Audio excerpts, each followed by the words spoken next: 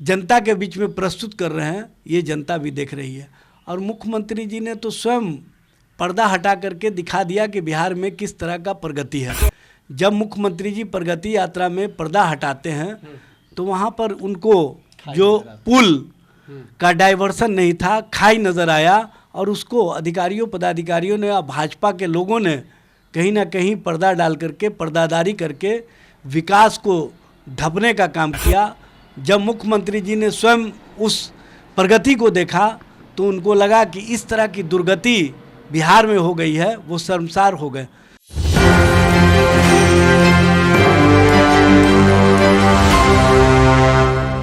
नमस्कार, आप देख रहे हैं एक 24 में आपके साथ राहुल यादव।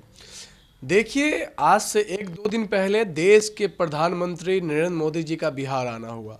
वो आए तो थे किसानों को संबोधन करने के लिए, संबोधित करने के लिए, लेकिन उन्होंने जब लोगों को संबोधित कर रहे थे तो उन्होंने एक बहुत बड़ा बात कहा कि जो पशुओं का चारा खाते हैं वो कभी बिहार का हालात नहीं बदल सकते।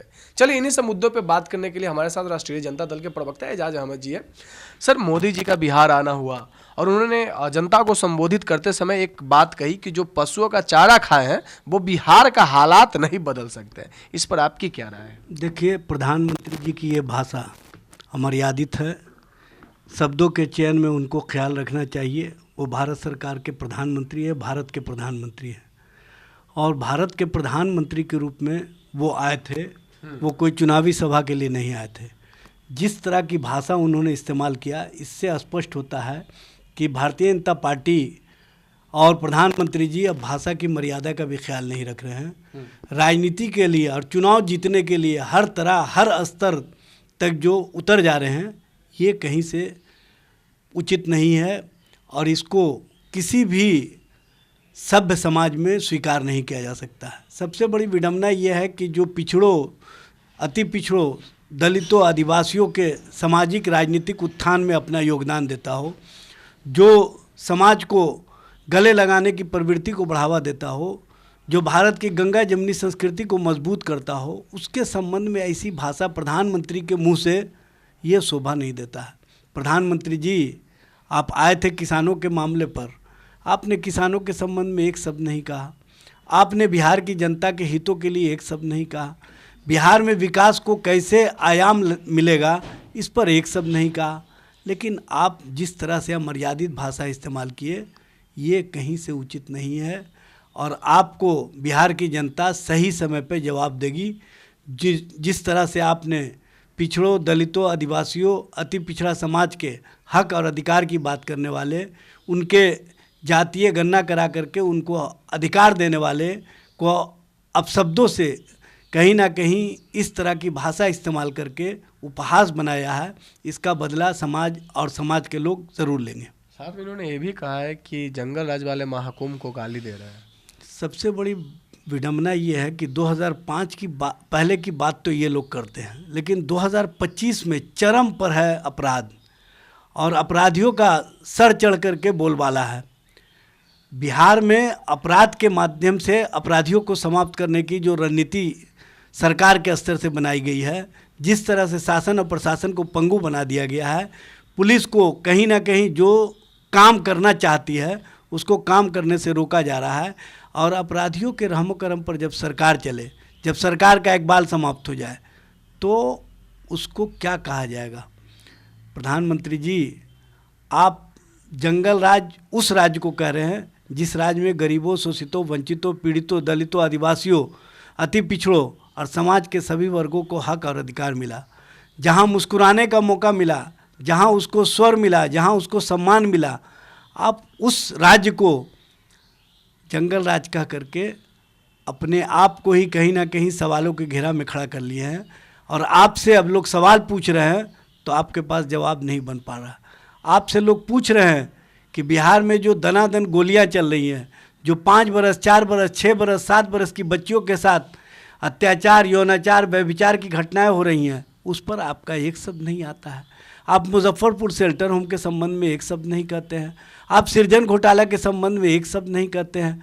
आप उस डीओ के संबंध में एक बात नहीं कहते हैं जिस डीओ के घर से करोड़ों करोड़ रुपए निकले और उनको मशीन मंगा करके गिनने का काम किया गया। जहां सोने और चांदी किलो के भाव से तोले गए, उस राज्य की आप इस तरह से बखान कर रहे हैं और किस तरह से आप उसको जनता के बीच में प्रस्तुत कर रहे हैं, ये जनता भी देख रही है। और मुख्यमंत्री जी ने तो स्वयं पर्दा हटा करके दिखा दिया कि बिहार में किस तरह का प्रगति है। जब मुख्यमंत्री जी प्रगति यात्रा में पर्दा हटाते हैं तो वहाँ पर उनको जो पुल का डाइवर्सन नहीं था, खाई नज़र आया और उसको अधिकारियों पदाधिकारियों ने और भाजपा के लोगों ने कहीं ना कहीं पर्दा डाल करके, पर्दादारी करके विकास को ढपने का काम किया। जब मुख्यमंत्री जी ने स्वयं उस प्रगति को देखा तो उनको लगा कि इस तरह की दुर्गति बिहार में हो गई है, वो शर्मसार हो गए।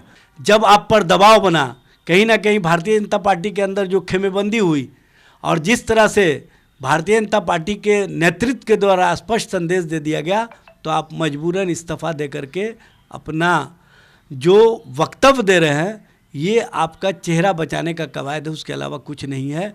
आप चाहे जितना भी प्रयास कर लीजिए, चाहे जितनी भी कोशिश कर लीजिए, अभी तो आप मंत्री पद से हटे हैं, कुछ दिन बाद आप प्रदेश अध्यक्ष से भी हट जाइएगा, क्योंकि बिहार की जनता, बिहार के लोगों को पता चल चुका है कि आप सिर्फ और सिर्फ बयानवीर हैं, आप अपने कर्तव्यों के प्रति ईमानदार नहीं हैं। एजाज जी, लास्ट और आखिरी सवाल, राजद की आगे की रणनीति 2025 के विधानसभा चुनाव में क्या है? देखिए, हमारे नेता तेजस्वी प्रसाद यादव जी, लालू प्रसाद जी स्पष्ट रूप से संदेश दे रहे हैं, लगातार संदेश दे रहे हैं कि बिहार में किस तरह की सरकार चल रही है।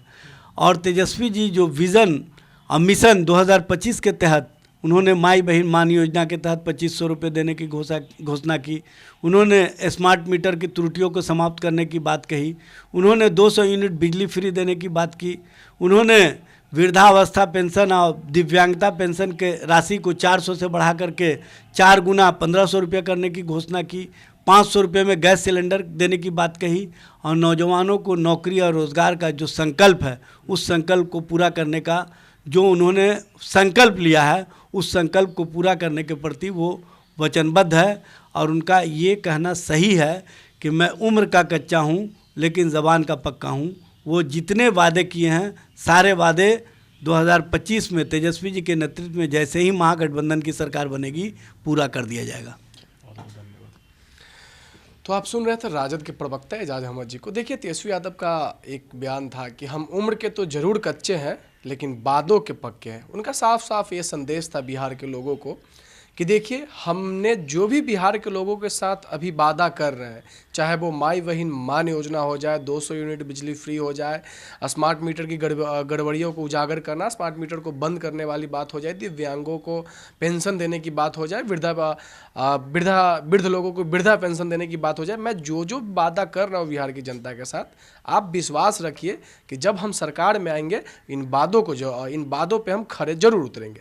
बाकी इन्होंने मंत्रिमंडल के विस्तार पे कहा कि देखिए, वो जदयू और बीजेपी एनडीए का मंत्रिमंडल विस्तार नहीं कहिए, उसको निस्तार कहिए। आप ही बताइए, जब दिलीप जायसवाल जी उतना दिन से पद पे बने हुए थे तब याद नहीं है एक सीट वाला बात कि एक मंत्री एक सीट, आज जब चुनाव नज़दीक आ गया तब आपको याद आया है। बाकी देखिए, इन वीडियो के लिए आपके मन में क्या राय है, आप क्या सोचते हैं इस वीडियो के लिए, अपनी प्रतिक्रिया कमेंट बॉक्स में जरूर बताइएगा।